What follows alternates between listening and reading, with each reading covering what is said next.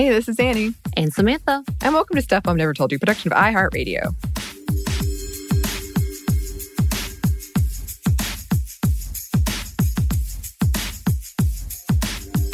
So, Anney, yesterday was a Cinco de Mayo, or May 5th.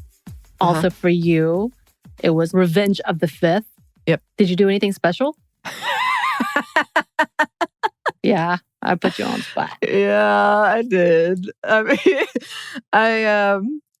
mean, Star Wars trilogy, which I had watched on May the 4th as well. See, I didn't tell you you have to tell all of that. I wasn't going to ask you May the 4th. Well, that's on you. And then I drank out of my Star Wars cups and I had Star Wars cocktails and I made like little glowy lightsabers. I had a fully vaccinated friend. I'm now fully vaccinated. We did this and we nerded out hardcore, but I was holding back. And later I was like, one day you're going to have to let me just be me. And she was like, okay, I'm ready. And I said, I don't know that you are, but how were you holding back? I just have so much. I have so much to say. And I was trying not to be overwhelming, you know? And then I did read a lot of fan fiction once the workday was done, because yes, I did work. And then we watched some Mandalorian because she'd never seen that. And I made some really, really spicy food. But that was about it. Spicy food. Well, I'm glad to hear. I did not do all those things. I did think about doing at least a margarita, or at least ordering from a legitimate, authentic Mexican restaurant and a Mexican business.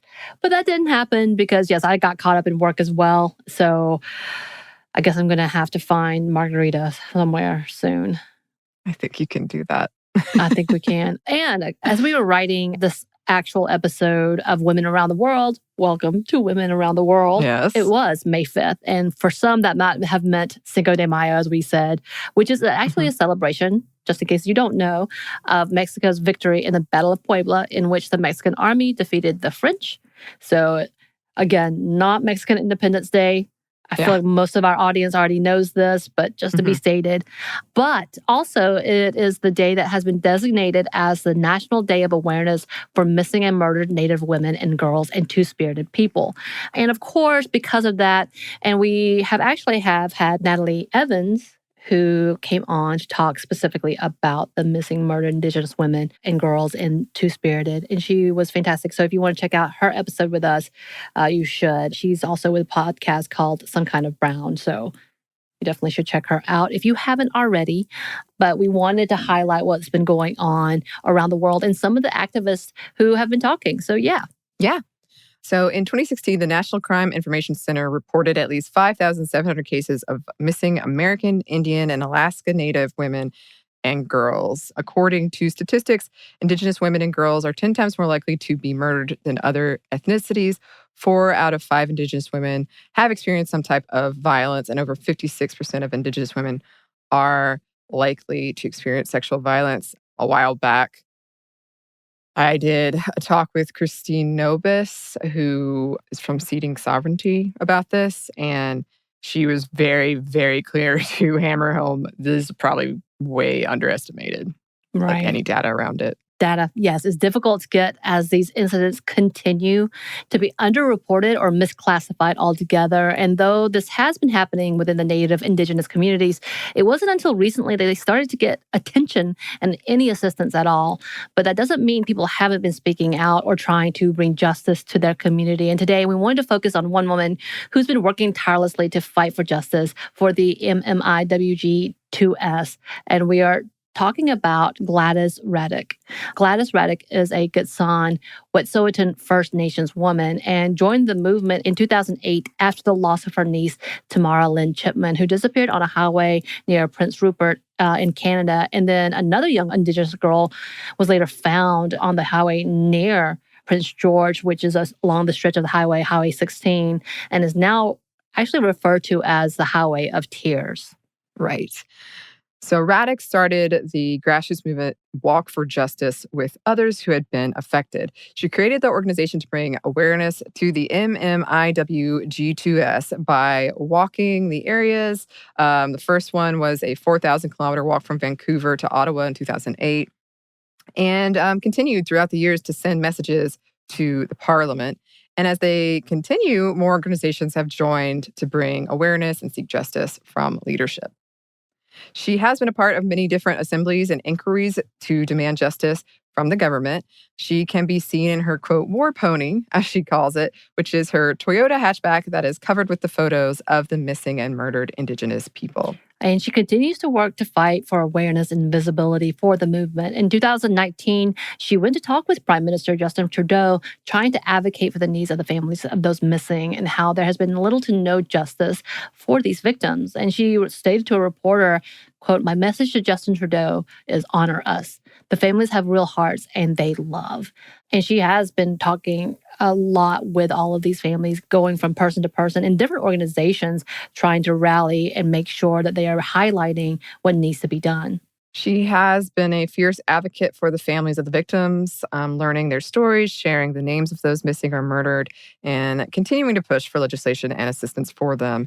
She and her team from Walk for Justice were able to get their recommendations approved for the House of Commons and still continue to work more to get the right assistance from leadership. Right. And when we say right assistance, there's definitely this back and forth about what they're funneling their money into and how they're doing it and who they're investing in. And I think that's a big conversation is instead of actually listening to the grassroots organizations that's been existing, they may be creating their own movements, which has not been fruitful. For the most part. Because again, as we talked about when we were highlighting now Secretary Deb Haaland, there's not a lot of representatives within governments, especially for the Indigenous communities. And how are we supposed to know how to help them if they're not the ones leading? And I think that's been the bigger conversation, not only in Canada, but obviously in the US. And again, very little is really talked about here in the US as well. But more advocates have been continuing to work to get justice for the MMIWG2S. As of yesterday, Secretary Deb Haaland announced the formation of the Missing and Murdered Unit, which would focus on analyzing and working the cases of the missing and murdered Indigenous peoples. So there is definite stuff happening. But again, we're finally getting to the point that their own community is able to be the leadership. So having Deb Haaland, who's been focusing on these types of issues throughout her time in Congress, is now able to actually create active units that could actually push for justice. So I'm definitely glad to hear that it's finally happening. I'm just so sad that it's taking this long. And just like you said earlier, there's more. There's definitely more. When we talk about the amount of people who are not being talked about, it's really, really heartbreaking. To know that we're ignoring this. And when you even hear about these cases, much like many marginalized people, instead of finding justice for these victims, they start using them and start putting them on trial almost as if they don't deserve something because of whatever life they may have led. And most of the times, it's not any different from any other community, but yet because they are the Indigenous people and because they have been steamrolled a majority of history, it continues to happen. And I did want to also give a shout out to another organizer, Marita Growing Thunder, who she has also done some of these walks as well and has highlighted a lot of the MMIWG2S as well. And she actually has clothing that she started making when she was a senior in high school to bring awareness to her programs. And I think she started like in 2016. Really excited to see how she continues to grow. And her clothing is a beautiful representation of the women and girls and the two-spirited people who've been lost to their community. And I think, of course, we've had a couple of episodes, but not enough. Not enough, obviously, to bring justice. To bring in any type of awareness. We need to be doing more. They need to be doing more. The government should be listening to the people. And hopefully, with people like Secretary Deb Haaland, that could actually happen. Yes. Hopefully so. Hopefully so. Well, listeners, if there are any other women or organizations you would like us to shout out in this segment or otherwise, you can email us at stuffmediamomstuff@iheartmedia.com. You can find us on Twitter at momstuffpodcast or on Instagram at Stuff Mom Never Told You. Thanks as always to our super producer, Christina. Thank you, Christina. And thanks to you for listening.